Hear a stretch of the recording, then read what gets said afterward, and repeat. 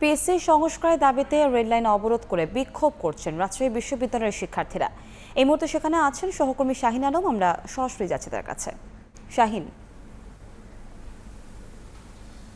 PSC সংস্কারের ৮ দফা দাবিতে রাজশাহী বিশ্ববিদ্যালয়ের অভ্যন্তর দিয়ে বয়ে যাওয়া যে রেল লাইন রয়েছে সেটি অবরোধ করেছে বিশ্ববিদ্যালয়ের শিক্ষার্থীরা। কিছুক্ষণ আগে বিশ্ববিদ্যালয়ের বিভিন্ন হল থেকে জড়ো হয়ে এসে রেল লাইনের উপর তারা অবস্থান নিয়েছে। এই মুহূর্তে রেল চলাচল বন্ধ রয়েছে। মূলত পিএসসি সংস্কার সহ টোটাল ৮ দফা দাবিতে তারা এই অবরোধ কর্মসূচি তারা চালু রেখেছেন এবং সারা দেশের বিভিন্ন জায়গায় কিন্তু একই কর্মসূচি একযোগে পালিত হচ্ছে। এখানকার যারা আন্দোলন করছেন সেই সব শিক্ষার্থীদের সঙ্গে আমরা কথা বলেছি। শিক্ষার্থীরা বলছে যে পিএসসির মতো এই গুরুত্বপূর্ণ একটি জায়গায় এখন পর্যন্ত অতীতে যারা বিসিএস সহ বিভিন্ন গুরুত্বপূর্ণ পরীক্ষা প্রশ্ন ফাঁসের সঙ্গে জড়িত ছিলেন, অতীতের সেই সব ব্যক্তিরা এখন পর্যন্ত পিএসসিতে কিন্তু তারা আছেন এবং তারা এখন পর্যন্ত তাদের সেই সব অনৈতিক কাজগুলো করে যাচ্ছে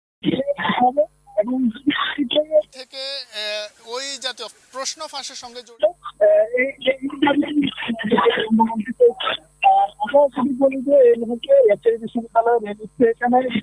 করে ঢেলে সাজাতে হবে, এই দাবিতে মূলত তাদের এই আন্দোলনটি চলছে।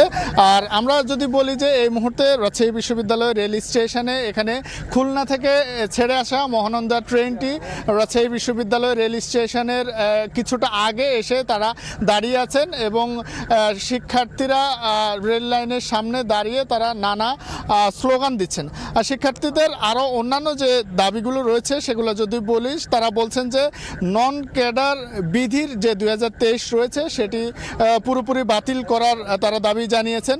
পাশাপাশি বলেছেন যে বিসিএস ভাইভায় যারা উত্তীর্ণ হয়েছে অতীতে তাদেরকে নতুন করে তাদেরকে চাকরি ফেরত দিতে হবে এবং 45তম বিসিএস থেকে মৌখিক পরীক্ষা যেন 100 নাম্বার করা হয় সেই দাবিটি তারা জানিয়েছে।